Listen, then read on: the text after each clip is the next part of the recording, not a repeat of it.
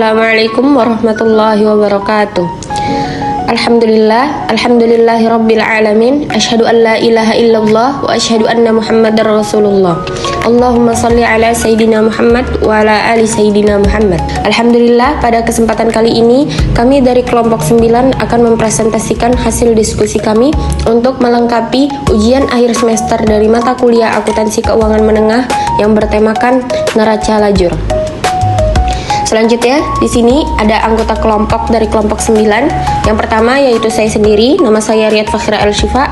Yang kedua ada Aulia Sofi, dan yang terakhir ada Tiara Rajwa.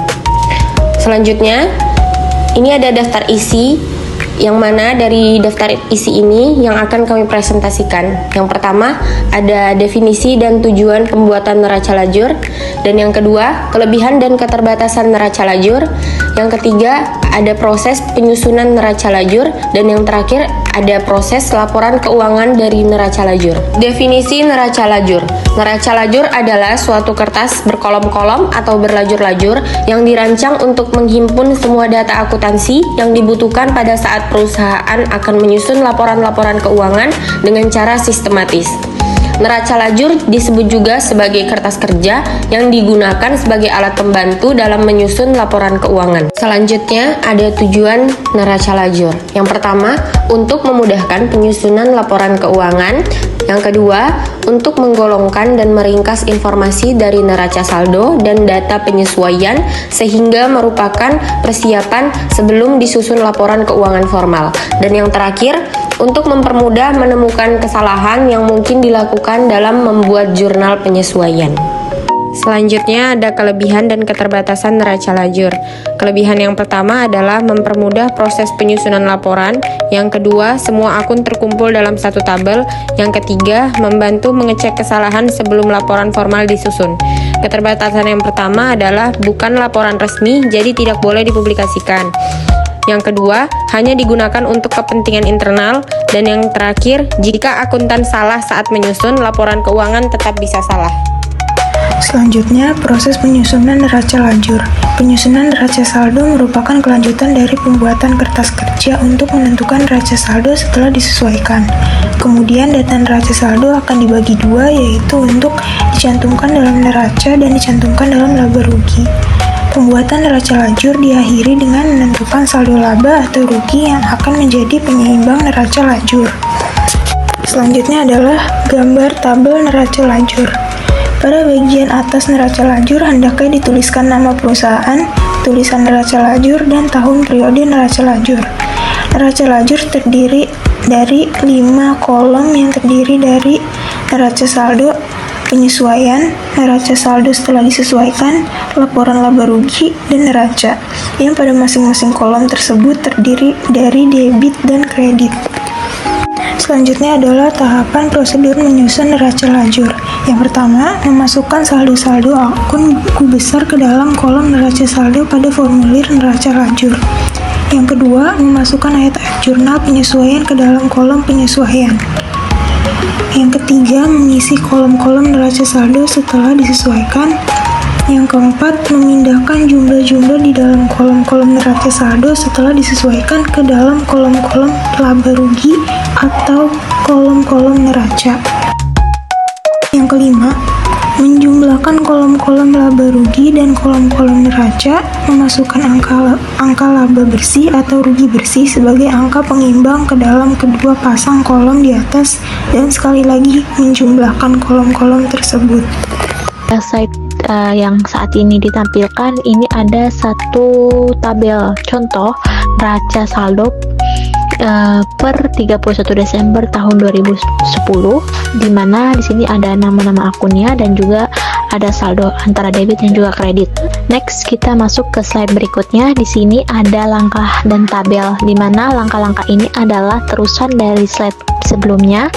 Nah, langkah pertama yaitu kita diminta untuk memasukkan saldo-saldo akun buku besar ke dalam kolom neraca saldo pada formulir neraca lajur. Bisa kita lihat saja ya, contohnya itu pada gambar di sampingnya.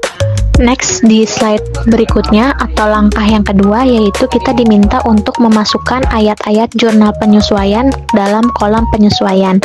Nah, di sini tuh memang ada beberapa kolom ya di neraca lajur itu. Ada kolom akun, neraca saldo, penyesuaian, neraca saldo setelah disesuaikan, laba rugi, dan juga neraca. Nah, untuk langkah yang kedua itu kita bisa lihat langsung di contoh tabel gambar sampingnya ini, ada di kolom yang ketiga, penyesuaiannya. Itu adalah beberapa akun yang terkena penyesuaian jurnal pada akhir periode. Next, di slide berikut ini kita diminta untuk mengisi kolom-kolom neraca saldo yang setelah disesuaikan. Kita bisa lihat saja contohnya pada tabel ini ya teman-teman semuanya. Next, ke slide berikutnya ini kita juga masih membahas mengenai langkah dan juga tabel, dimana di langkah yang keempat ini kita diminta untuk memindahkan jumlah-jumlah di dalam kolom-kolom neraca saldo setelah disesuaikan ke dalam kolom-kolom laba rugi atau kolom-kolom neraca. Untuk contohnya bisa dilihat langsung saja di tabel yang ada di sampingnya ini ya. Next, langkah yang terakhir dalam slide berikut ini yaitu kita menjumlahkan kolom-kolom laba rugi dan juga kolom-kolom neracanya, memasukkan angka laba bersih atau rugi bersih sebagai angka pengimbang ke dalam kedua pasang kolom di atas, dan sekali lagi kita menjumlahkan kolom-kolom tersebut. Untuk lebih jelas juga kita bisa langsung lihat aja tabel di sampingnya ya.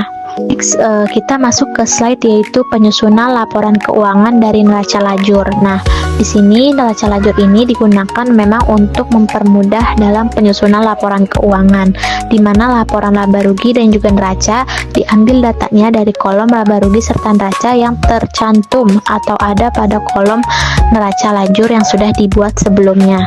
Berikut ini adalah contoh laporan laba rugi dari foto studi aneka yang kita ambil angkanya dari laporan neraca lajur yang telah kita buat sebelumnya. Ini ada juga laporan perubahan modal di mana kita ambil juga angkanya atau datanya dari neraca lajur yang telah kita buat juga sebelumnya, yang terutama tuh di laba bersih tahun 2010-nya. Ini adalah laporan neraca dari foto studio aneka, di mana di sini ada aset, kewajiban, dan juga modal. Dan angka-angkanya ini kita ambil juga dari neraca lajur yang telah kita buat di sebelumnya tadi.